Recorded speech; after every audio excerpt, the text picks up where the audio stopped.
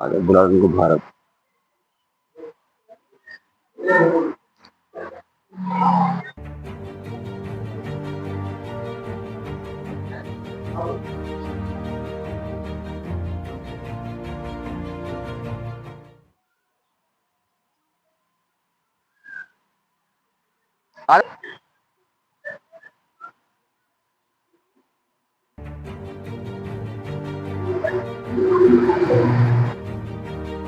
इनको बुला रहे हो गया वो ना जाए।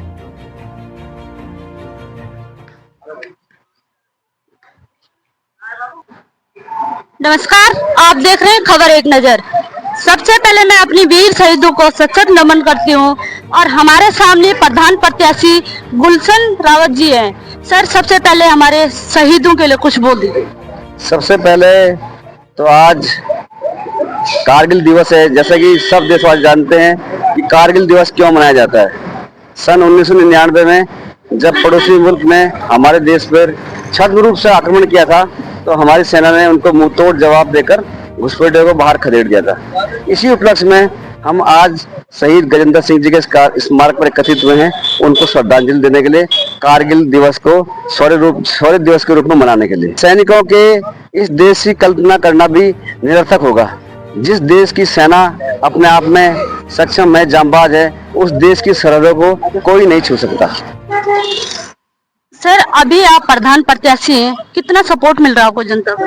जनता का अपार समर्थन हमारे साथ है। शायद आप तक भी खबरें होंगी कि हम लगभग लीड कर रहे हैं, टॉप में हैं और पूरे सैनिक समाज का, पूरे सैनिक भाइयों का हमें भरपूर सहयोग है, समर्थन है और प्रभु की कृपा रही और सब लोगों का सहयोग रहा, मेरे युवा साथियों का, मेरे सैनिक भाइयों का, मेरे मातृशक्ति का, जनता का, तो हम जरूर विजयी होंगे। ये हमारा एक वादा है और एक हमारी अपना विश्वास भी है। सर, जिनके साथ सैनिकों का समर्थन होगा उसकी तो जीत पक्की होगी, उनके लिए क्या करेंगे? मैं फिर से एक बार अपने सैनिक भाइयों का, समस्त जनता का बहुत बहुत आभार धन्यवाद करता हूं। उन्होंने मुझे इतना प्यार दिया, इतना सहयोग दिया और आज स्थिति लगभग सबके सामने साफ है और कुछ ही समय की बात है कि परिणाम आपके सामने होगा और परिणाम आज के हिसाब से ही होगा। आश्चर्यचकित करने वाला नहीं होगा कि गुलशन रावत पूर्व सैनिक भारी बहुमत से विजय होंगे। अच्छा सर, अगर आप प्रधान बन जाते हैं सबसे पहले कार्य क्या रहता है आपका? सबसे पहले तो हमारा कार्य ये जो अपने ग्राम को आदर्श बनाने का मेरा एक सपना है कि आदर्श ग्राम के रूप में हम अपने गांव का नाम रोशन करें या उसको मार्क करवाएं। कई समस्या हैं, कूड़े की हैं, सड़कों की है, बिजली की है और जो महिलाओं के सशक्तिकरण की है, समूह की है। तो इस बीच में भी हमने बहुत प्रयास किए हैं और आगे भी करते रहेंगे कि महिला समूह के लिए हम जगह दें, उनके उत्थान के लिए कार्य करें और बिजली सड़क की व्यवस्था दुरुस्त करें। एक लाइब्रेरी हमने खोलने का वादा किया है कि लाइब्रेरी खोलेंगे पंचायत घर में और कूड़ेदान से, गंदगी से निपटने के लिए भी हमारे अहम मुद्दे हैं कि कूड़ेदान यहाँ पे बनवाएं या फिर कूड़े की समस्या से निपटान करें। सर, जो वादे जनता आपसे कर रही, जो वादे आप कर रहे होंगे जनता से, क्या आप उनको पूरा कर पाएंगे? हम अपनी जनता से कोई झूठा वादा नहीं कर रहे हैं। हम सारे मंच पे बोल रहे हैं कि जितना अधिकार क्षेत्र होगा प्रधान का, हम उतना काम करेंगे। जो हमसे होगा या कोई भी अन्य हमारा सहयोग या हमारे समर्थन से कोई कार्य होता, हम हमेशा उसके लिए तत्पर रहेंगे। चाहे वो किसी भी विभाग में जाना हो या किसी विधायक जी के पास जाना हो या किसी मंत्रालय में जाना हो, हमारे लेटर पैड से अगर कुछ होता है तो भी, नहीं तो समस्त जनता को साथ लेकर हम प्रयास करेंगे कि अपने गाँव की दशा और दिशा सुधारने का। क्या कहना चाहेंगे आप अपने वोटरों के लिए? अपने वोटरों को ये कहना चाहूंगी, बहुत सोच समझकर वोट करें।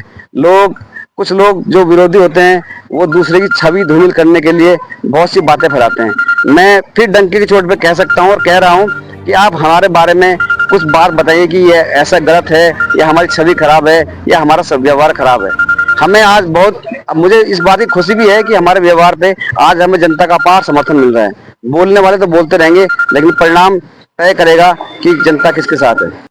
मेरा चुनाव चिन्ह अनाज की बाली और समस्त क्षेत्रवासियों से मैं अनुरोध करता हूं कि 28 तारीख को मतदान जरूर करें और 1 नंबर पर अनाज की बाली पर मोहर लगाकर विजय बनाएं और हमें सहयोग करें। धन्यवाद।